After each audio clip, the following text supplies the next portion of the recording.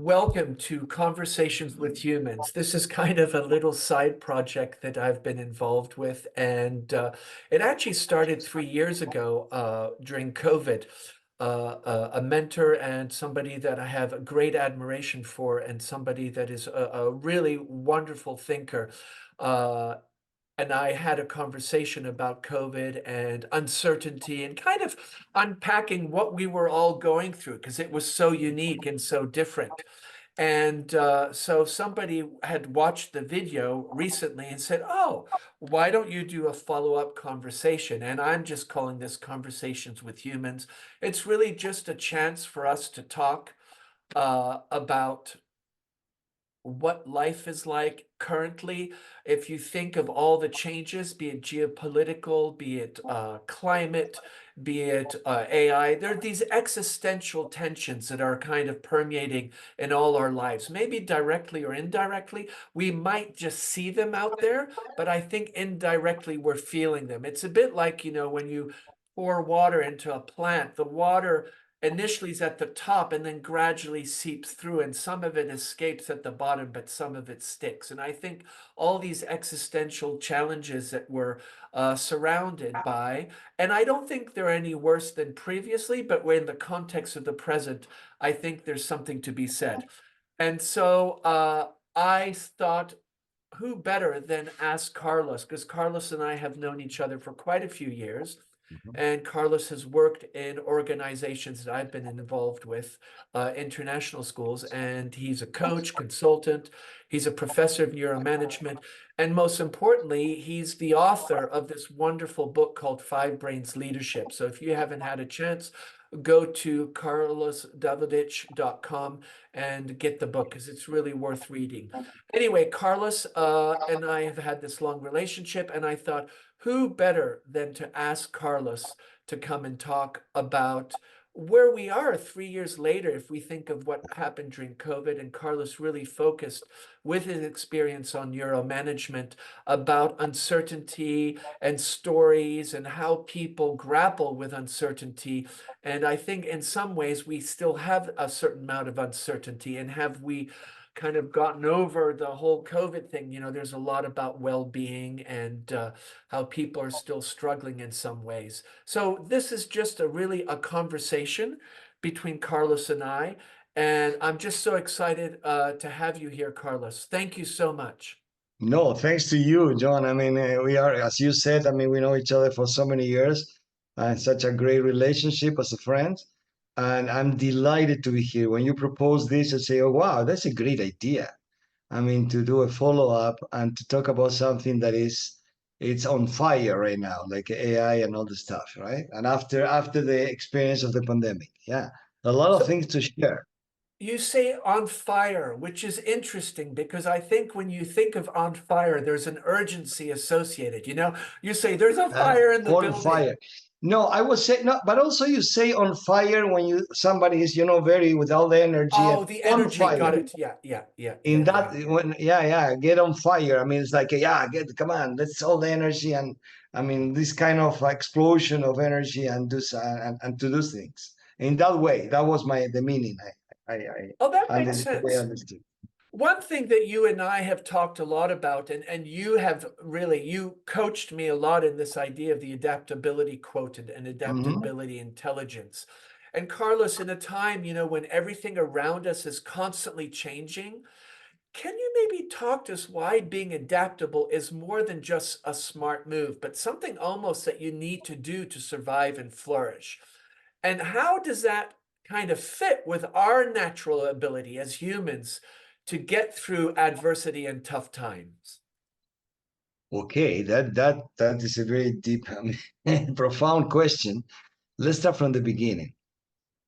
And what comes to my mind is what we are doing right now, individually and as civilization, is to close the gap between the real concept that everything change all the time and to be conscious of that. So change is a must. Change is the constant. Those are all the cliches that are true, by the way, said by Heraclitus before Christ, I don't know, 400, whatever. But always the brain tries to be in denial because the brain needs to feel safe. And the way to feeling safe is to be in the comfort zone. In the comfort zone means nothing changed, everything is the same. Then I know the rules, then I know what to do. And in the end, I can save energy. That is fantastic. But the pandemic for me, and you mentioned it, now, after a couple of years that it was gone, I want to differentiate two things because I want to be very respectful. The pandemic was a disaster health-wise. Millions of people died. On the other side, I think was the best training ever to close the gap between our fantasies about who we are, what life is about, and what really life is about, and change is about. Do you remember? I guess you do, about the big resignation that happens Yes, right after. yes, yes. You know the story about that behind that? I know that a lot of people, my context is the international school circuit, but I know a lot of leaders, and actually myself included, decided we wanted to recalibrate and we wanted to do something different, and felt that this rat race or whatever we were in, we wanted to try something different and reinvent ourselves. So that's how I think of the big resignation. And I know in the corporate world and a lot of people were talking about it, but do elaborate on it, please. No, no. I mean, I think that you just bang on. I mean, that is exactly what it happened. What happened was, I think, was an aha moment for millions of people saying, hey, we can die at any moment. In another word, getting closer to what life is about. Change all the time, changing all the time, and not necessarily good changes. I mean, the pandemic is was something very dramatic that in one moment was a wake up for the civilization. And the wake up was, man, we don't know how much time we have. So live your life today. So mindfulness and be mindful about your everyday situation and start living your life. So the big resignation was transformed once I read the big realization, because people start really not thinking about what they're going to do in 10 years. The same idea said, oh no, let's do it today. And again, it's a process, but it's a process about putting together two things. What life really is regarding change, how I need to be adaptable, and stop dreaming about potential futures that maybe will never come. Make sense? Yeah, that absolutely makes sense. And it's interesting how you were talking earlier about trying to bring in the gap, because we do know that change is a constant and Yeah. whatever we want to do. And we actually, in some ways, and I'm paraphrasing here, either engage with it and say, aha, I get it. I'm now going to live in the present because that's what's important. I can't control what's going to happen down the road. Or Yeah. other people have said, you know what, I'm going to ignore this because I really need the stability and the constant of what I know, and I'm not going to engage with it. So it seems like there's this tension between those. I totally agree. Let's be respectful of personalities' differences. I mean, not everyone will take it in the same way, even though there's no way out. And that is something that we finally realize. There's no way out. The change is here, the change is coming. And definitely the pandemic was a catalytic. Yeah. I mean, it was like an enzyme, let's say, an enzyme that accelerate processes. And it was a catalytic to move all of us. So in my mind, the explosion of AI and the pandemic are connected. I cannot explain that scientifically, but I totally emotionally they are connected. Absolutely. Tell me a bit And about that connection then. So you're saying that the experience that we had with the pandemic and kind of this awareness of well-being, mindfulness, and really closing that gap is almost a parallel to what's happening today with AI. Am I no a understanding it parallel, right? no, was a trigger. A trigger. Oh, okay. Tell us about this No, trigger. no a parallel. What I'm saying is the pandemic was preparing the soil to flourish, to flourish and to accelerate the process to the next level. And here is when, but things are moving so fast that definitely you will find this resistance. I mean, of the brain saying, no, no, well, stop, time out. But there's no way back. So now I will say a natural selection is happening in a clearer way regarding people that will be able to, they will decide, no, we will be able, will decide to to start walking in that direction, or will decide just to stop and do nothing and not to be adaptable. What I'm trying to say is there is no way out to be adaptable if you want really to succeed. Succeed, I mean, in the concept of your life, I mean, not the prefer, I mean, whatever area that you want to succeed. There's no way out. Some people can decide to do nothing and they will stay where they are. Okay, that's what happened. In one moment in my life, I learned this analogy. The civilization, humanity is like is okay.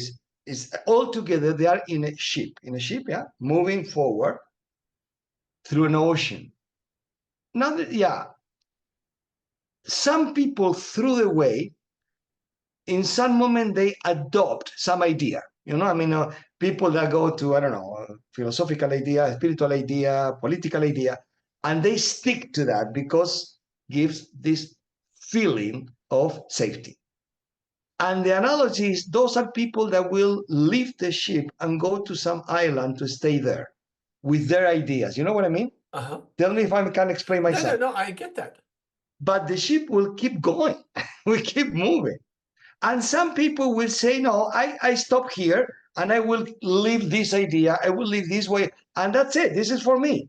I respect that. But the ship will not stop. So I love the analogy of the ship and the island, and I'm just thinking, I work with a lot of senior citizens at a local program here in my city, and one of the things that I think they so often find difficult is they feel disenfranchised because the gap is too big. And that has to do very likely also with the digital technologies that have come later in their life. And so if going to your analogy of the ship and I'm getting off on the island, can I live on that island in isolation? Isn't the ship at some point going to come back again? I No, mean, no. So there's you no way out. basically, there's No. no way out. So What? No. once you join the island, that's it. You're stuck there. You're stuck there.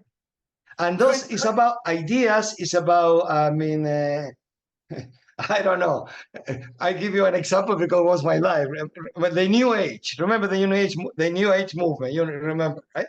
So the New Age, still today, you can find people dressing in the same way that in the 70s, yeah, I see what you're saying. Yeah, yeah. and repeating the same speech, not even adapting that speech to today. They're just with the same speech, doing the same thing and living the same life, living in the 70s. I'm not criticizing. This is not a critic. I mean, I'm saying that was their choice to stay there. Makes sense what I'm saying? Yeah.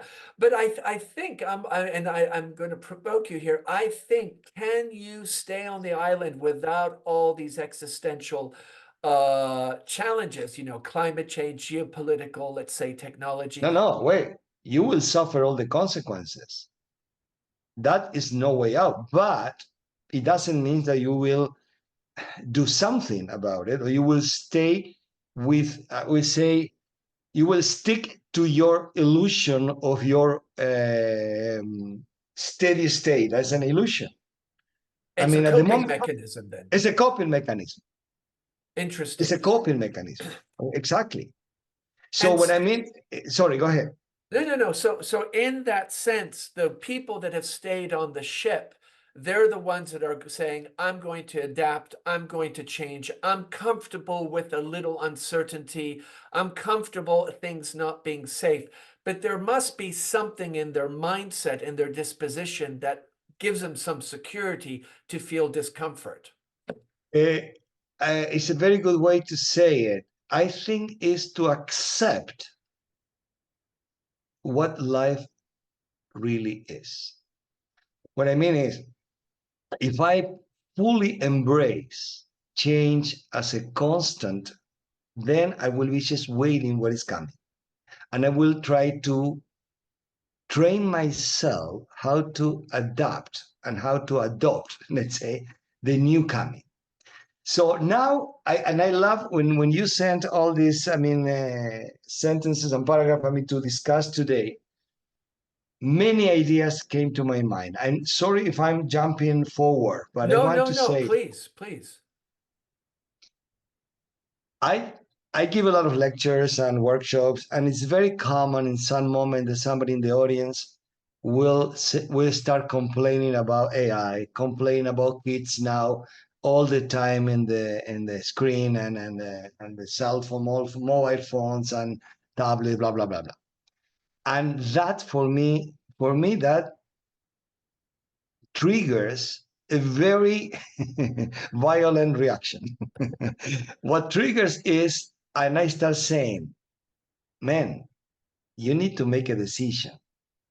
Do you want to keep living in the past, or you will try to understand what's coming and to adopt as soon as possible the changes?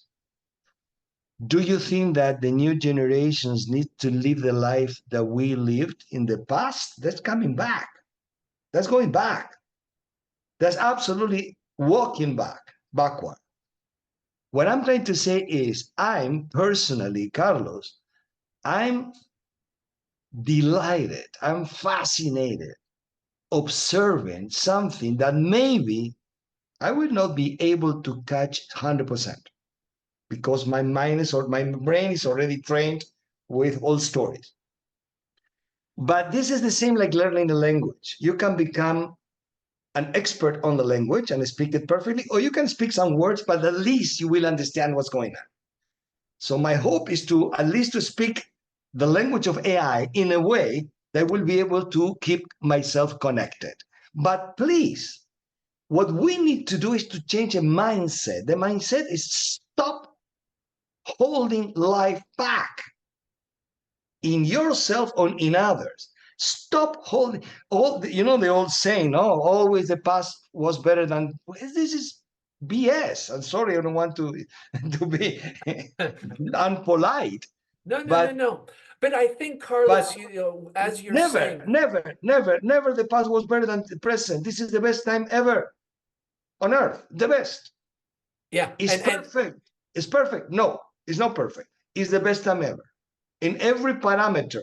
And what is coming is so fascinating that myself, I'm watching everything I can. I'm not an expert like you or on this, but I'm fascinated to see, okay, I'm thinking already, I'm imagining the brain of the new generations. They were completely different. They will be completely different, but that's the way it should be.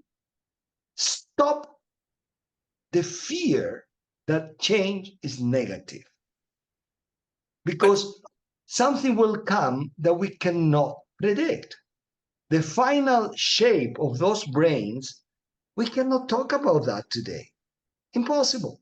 but you had said 3 years ago, we talked a bit on this idea of the uncertainty of change and the unknown, and how people like stories that are clear and have a good end. Yeah. People that are today thinking about the past are saying, "Oh, it was better 3 years ago." What is it that they need to do, or how do you coach people, or how do you invite and encourage people to be able to say, okay, I'm really stuck on the past. I don't like the change. It makes me feel uncomfortable. what is the tilt that get them to suddenly say, okay, I'm coming to terms with this? You sent one link to one video that I think that helps on this. Let's show to these people what their life is today, thanks to the basic of AI that we live in every day. Are we people that wants, first of all, I will ask this person if they have a mobile phone. And if they have a mobile phone, they are already into the AI world. They like it or not. Yeah. The second question is, do you want to give up to the mobile phone? I mean, or are you okay? Or you feel safer having a phone all the time with you, as I feel, for instance. So then there is a positive side of AI. What I'm trying to say is to build and to bring the reality of how much we are already integrating AI in our life and concrete aspect how that is helping us to live our daily life. Stop thinking about that we will become robots. That's just fantasy. Yeah, and I think that's kind of the dystopian kind of, dark side that often the narrative comes about. But I think Always. your point's an interesting one, is if you have somebody that's kind of regretting the current state and wishing the past, is kind of unpacking with them what are they already doing in the current state. And the example of the telephone is a great example. You know, one thing, Carlos, in today's world where, we're bombarded with fake news, and how can we, and, there's a lot of talk about AI algorithms, there are elections going on. It's sometimes hard to know what's true or not true. So how can understanding the brain help us? Because you've done a lot of work in neuromanagement. I'm wondering, how does our brain help us to make more clear choices that are good for us and others when we're at home and work? So how, with all this false information or misinformation and this oversaturation in information, what does the brain do to create some balance? How do we as individuals, we read the paper, we see it on the subway, we see it everywhere, information, information, and there's polarization. These people believe that, you're crazy because you believe that. I'm just wondering, how do you create some balance in that process as a human? When you were talking, this was coming to my mind. First of all, fake news existed from the beginning of civilization. People telling stories that were not true. Yeah, good point. Very good point. So this is important. Everything that we live in today, it didn't start today. It started a long time ago. Now it's more sophisticated. I agree with you. So things are a lot more sophisticated, but also we are more informed about the things.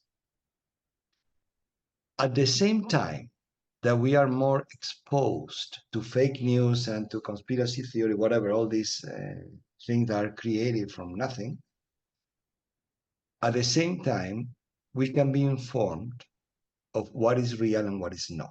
So what I'm trying to say, we have the two possibilities in hands. Make sense what I'm saying? Yeah. In the past, we didn't know what was true or not because the information was more concentrated, was coming from sources that we were not able to check it was correct or not.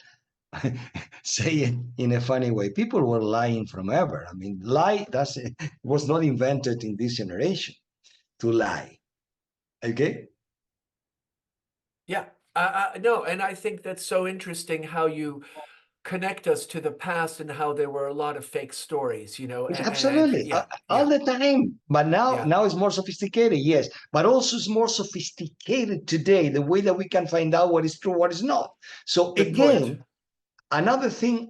This is my belief or the way I see it. What AI is doing is taking us to the place to understand what exactly a human being is. In the past, we thought that somebody with a lot of memory, that was intelligence. That's not intelligence. Now AI can do it much better than us. So, but it's still, there is something that we have as human being that is still is only human. And I think we are on the process to finally understand who we are as a human being. I love that provocation because the thing is, so often you hear when you talk about AI, people are saying, "Oh, it's going to take my job. We're going to get sidelined." And basically, what you're saying is, with AI now, we're having a discourse, and as individuals and as communities, we're starting to say, "What is our value-added proposition? What do we bring Yeah, that's human?" that AI can't do. And there's a lot of conversation around that. And I think that in itself, especially, where people feel that their job is being taken away. Well, if the things that you do, a machine can do, well, chances are those are not very meaningful, right? It's absolutely. At least, no, wait. Can be done better. Great. So I can do different. I can do more. I can live more myself as a human being. I want to clarify something to your comments. Maybe I will lose my job. The answer is yes. Now, again, let's go to the past. Think about the agriculture time when everything was handmade and blah, blah, blah, blah, and then technology came, the industrial revolution. Many people had to change their job. Many people lost their job. So that is a constant in life. This is not now. yeah, yeah, yeah. And What I'm trying to after say is a process of evolution, and we will today we are reinventing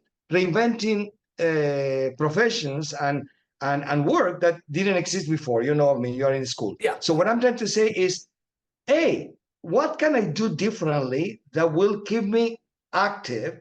What do I need to learn? How I need to adapt and update my skills?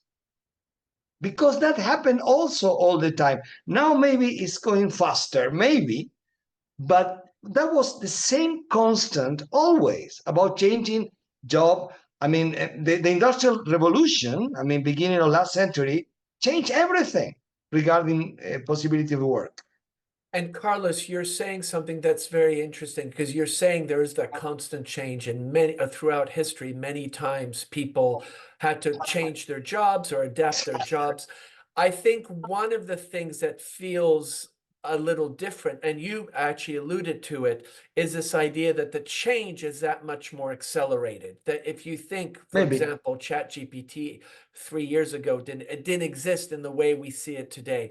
And I think maybe what that and that's what we've talked a lot about this is this idea of adaptability quote and adaptability intelligence. Is then your adaptability has to be a little sharper. You have to be a little quicker. You maybe Yeah, have to be a little more flexible. absolutely. I was driving a car that morning when I heard the news. There was the day that ChatGPT was launched. And of course, what was the discussion or the big discussion? Students are using ChatGPT, so schools start banning, I mean, forbidding, I mean, to use a ChatGPT in school. And I was driving, I said, are they crazy? How to prohibit, I mean, and to not let kids to learn that? It's exactly the opposite. School, university, they need to push people to be expert in ChatGPT and to know how to use it because, again, it's a tool that will give you information. It doesn't classify that information. It doesn't, I will say,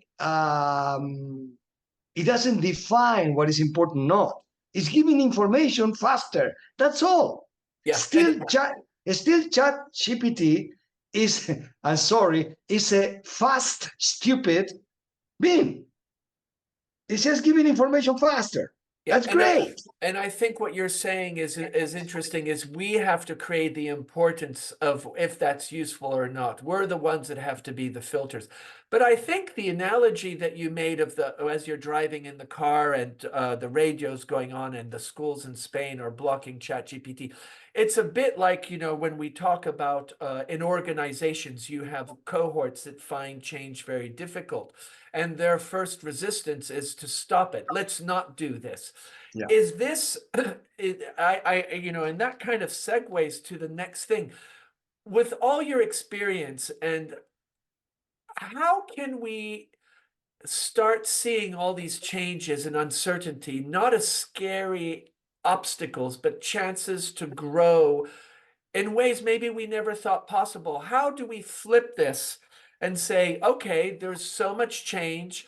It's scary. I don't know much about AI. I don't know what's going on, but I want to adapt. What are some things that you feel really set people up in a way that they can take this and grow? What are some of the dispositions, mindsets you think people need to have? I will say, let's walk one step at a time. So, whatever you are doing, whatever your activity is, find out how AI can help you in whatever you do in a small scale. So, I mean, how AI is integrated in your life today, and what else, what advantage can you take from that? Make sense what I'm saying? I'm Yeah. saying don't think about the big picture because it's too much, right? Because but think about your area of expertise and think about how you can become better in your area of expertise, your mastery, thanks to AI, and bring it to your life. So you're saying cohabitate with it. So I'm an In your expert in, area, in your area of confidence, in your area of knowledge, in your skills. So because that will take you to the next, that will create a quantum leap in your area. So in something that you feel safe because you know, bring that AI and see how that AI can help you on that.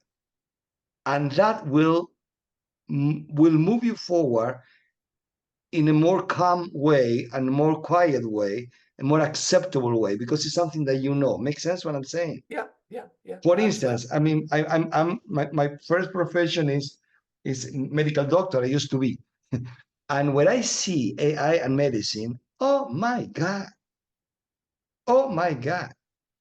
So it's think just about. Okay, I will use a medical example, but that an elder, okay, can use just a smartwatch and knows about the heart rates and knows about the pressure and if I fall, I mean here in my house and the phone can call the police. What are you talking about? This is a miracle. It is, and I love the way you're just using some very simple things like heart rate and blood pressure and fall. We forget about that, the miracle, and oh my God, it's so amazing, you know. There is a comedian, there's a great moment. This one comedian is saying that, you know, when we get on planes, we always complain the seat's too tight or the food's not good. And he says, oh my God, we're 32,000 meters up in the sky sitting in a chair. That is amazing. And I Exactly. love that, how you're saying, you know, just the fact that we can check our blood pressure, you know, we don't have to go to the doctor. And based on that, we can then make an informed decision to go to Exactly. the doctor. Not only that, let's go even simpler. When my smartwatch is telling me how many steps I did in a day. I love it. I love it. 10,000. Okay, whatever. So it's simple, but that thanks to AI. That's Yeah. amazing. Yeah, yeah. And I think those are, and I like what you said is about taking small steps, because I think sometimes what happens with all this change and all the noise from media and social media and friends, etc., is that it just feels too much. It's like this massive cake that we have to Yeah, try to take a slice out of. And I think you saying, let's find a place where we're comfortable and we're an expert, and let's see how AI can cohabitate with us. I think that really is, I just think that's really wonderful way to look at it, is just, you know, that flexibility in dealing with uncertainty is start with something that you're certain to, right? and also the Kaizen approach. Tell us about the Kaizen approach. Small steps, big changes. Yeah, The that's true. brain cannot take big changes at once. Yeah, yeah. That is what scared the brain to death. And I think, you know, if you think of organizations that are implementing change, often Yeah, what they present is so big. exactly. And actually what you have to do is say, okay, Don't worry about that. Here's the first step. Here's the second Exactly. step. Here's the third step. I coach companies that they want to introduce changes, and I have already a program of 6 different steps and how to introduce change. The mind, the brain of people will accept it and will take it. And you need to take care of all the things. I mean, you cannot say a big change is coming. You need to say we have all these 120 steps to reach to get to the final change, Yeah. but that's the way that the brain can do it. Yeah. And this is as old as the traditional quote of Lan Tzu. I mean, 1,000 miles path start with one step, something similar. Yeah, So yeah, what I mean is, absolutely. it's always the same. But I think what that coming back to, the quote, 1,000 miles it starts with one step, is that it's much more sexier saying I walked 1,000 miles or I'm going to walk 1,000 miles than saying, well, I walked the first step of the 1,000 miles, and I think that the idea of branding, and for a lot of people engaged with change, what they want to do is kind of have a bang firework. And they're excited about that because they see the potential. But for a lot of people, as we've been talking, is that they need those little steps. They need that almost like that certainty of that first step is something that they can handle, something that they can manage. Exactly, something I can manage. Again, I'm in control. So even though with AI, I need to feel in control. This is normal. I need to feel that I'm not lost. I'm in control.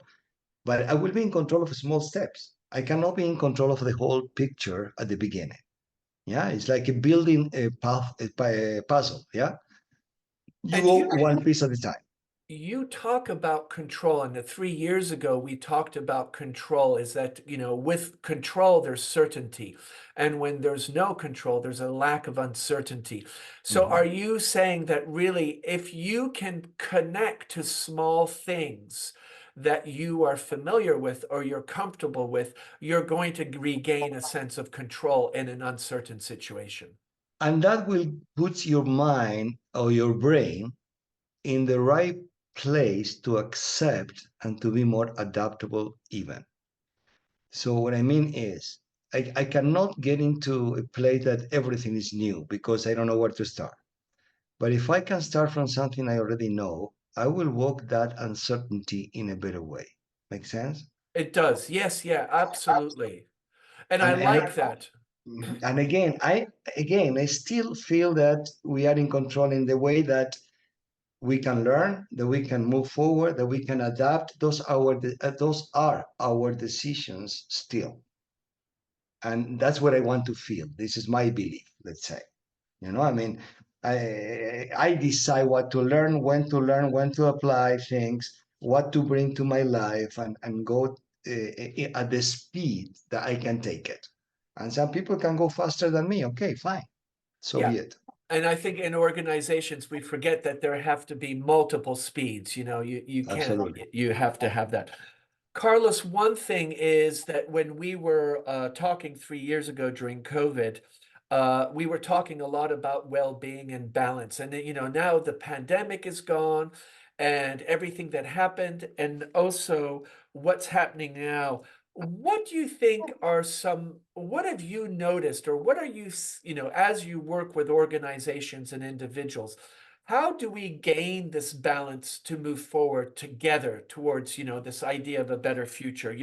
What are maybe the lessons from 3 years ago and today that really give us that capacity? What are the tools that I need to have to move forward to feel that greater balance? Because a lot of people are feeling a shift in the balance. They're feeling it's unbalanced. Again, it's an individual decision, but what comes to my mind is the new year. We say the new year. People wants to Resolution. do resolution. Stop doing that because that we know that those things doesn't work. Don't work. So, and I will go back to the Kaizen. Pick one thing that you're able to do today or tomorrow, and start from there. Your body will ask you for more. You know that there was a very, very popular book last year about the atomic habits. I don't know if you heard about it. I heard about it, but never read it. Oh, it was a revolution. But the whole story of the book, and I was laughing my head off, is about start small. That's all. Start small, and he gives a lot of examples about it. So that again is how the brain can deal with it. Regarding the balance, another thing that came to my mind is all the story about about millennials and the baby boomers and all the stuff. One of the huge differences that personally I consider is a great thing that millennial brought it in. They don't think in life work balance in the same way that the previous generation. And I think that organization needs to learn about this and to accept it. Life work balance traditionally is I work from 9 to 5, and from 5 to until I go to sleep, I do my personal life. Millennials, they say, no, give me the freedom to decide when I do something for me or when I do something for the work. In the end, I will do my work, but I decide when. Going to the gym maybe at noon or walking in the afternoon, and then later at night, I can work. So this kind of balance also, we need to be more flexible, and organizations need to be more flexible. I work with many organizations, and some of them I work with organizations in Silicon Valley, and they are more aware of this. And they say, I just want that the work is done. And maybe during the day they go for running or they go for jogging and they come to work to the lab, whatever. So this kind of flexibility from the organization, that is showing that people can achieve even more. So balance is not such a rigid concept. Balance is maybe for me would be better to stop, let's say, in the middle of the day and to do something for me or my kids or my home or my family or whatever. What was the great problem, or we say barrier, of after pandemic? So what happened? Okay, let's start from the beginning. The pandemic also shows to us that we can do the work from home. That was a curse for many companies because they cannot bring people to work, back to work. Then we created a hybrid model. Personally, I don't think that hybrid model will fade away. I mean, I think that will stay Yeah, forever. yeah, I would agree. That is the balance I'm saying. That started with millennials saying, let me do things at home and then I go to work, blah, blah, blah, blah. I can manage my life in a way that's more balanced. And the pandemic pushed us to understand that that is possible. Yeah, and I think it's interesting how you say the combination of the millennials' disposition about work and balance and then what happened in the pandemic. But I think many organizations are still very rigid. And, I Oh, think, yeah. yeah, and I think one area is schools were very much tied to a schedule. We know that teenagers would be much better off coming at 10:30 in the morning. But I think I like what you're saying about balance is not something that's rigid. It's something that you negotiate and navigate pending what your body feels, or if you're tired and it feels good to go for a run. It's this idea of flexibility and adaptability that you're again highlighting. But tied with responsibility and accountability. So That has to why be the responsibility and accountability has to be part of that?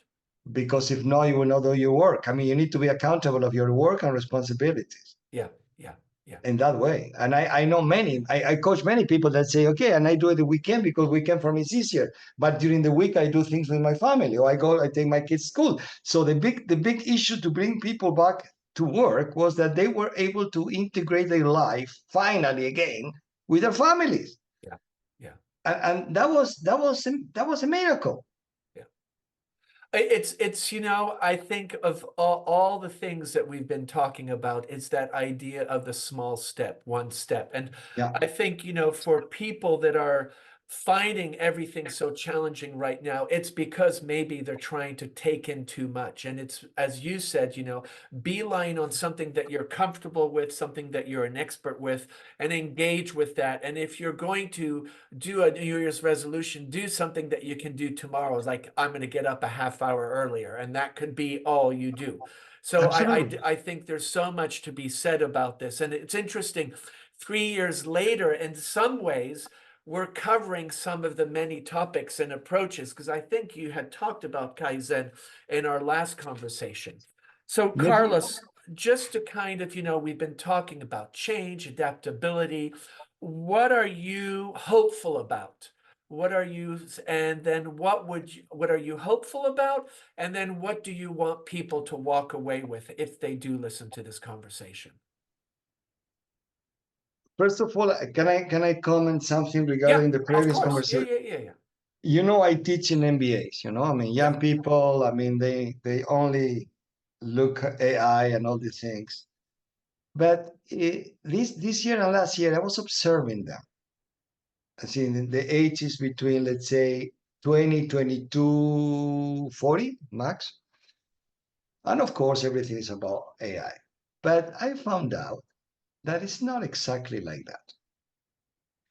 What I'm trying to say is what scares us to death is the wrong marketing about AI. We receive the message that we will be led by robots. Okay, wait, maybe I don't have idea if that's gonna happen, but it's so far away. Yeah. So marketing is showing us, or news, let's say, is showing us some picture that still is too far away from today. I remember teaching in the MBA and observing them, how they were moving. Everybody talks about all the new app and some fantastic, and I found out so many fantastic apps. But that's not yet their life. The essence of their life still is more or less the same thing. If they are accepted, how the relationship with partners or peers, including some of the AI, but it's not everything today. That's what I want to say. It's not that everything is happening today. That's not the truth. Some people have the chance to adopt things earlier than early adopters, and then the rest. So there is a dynamic in life that we need to be aware of. So now going back to your last question, stop being afraid of the past, because this kind of fears, is based on the past. And start understanding the benefits that we are having today thanks to AI. Don't project even to the future, because we don't know what's going to happen.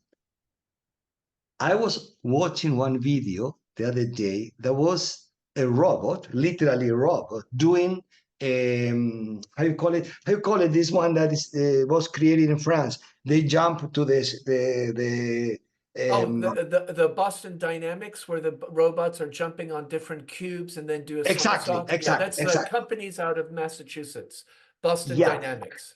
but the video that you watch is a selection of, I don't know how many thousand hours of failing and failing and Yeah, yeah, failing. yeah, yeah, yeah, yeah. Good point. Yeah, yeah, So they didn't create a robot and the robot start jumping everything like perfect. That's not the truth.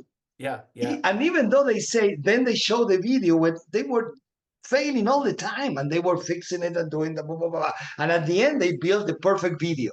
What I want to transmit is, be mindful that there are processes and that we will be following those processes to get to the place where we will be enriched through AI, not dominated by AI. This is a wrong. This is no, fear, because again, when things are uncertain, the brain will present the worst scenario yeah, to be prepared. This is a yeah, normal reaction of the brain, yeah. mainly the And reptilian. and fear also sells. I mean, there's Oh, a yeah, yeah, and there's that thing. and they win elections. Yeah.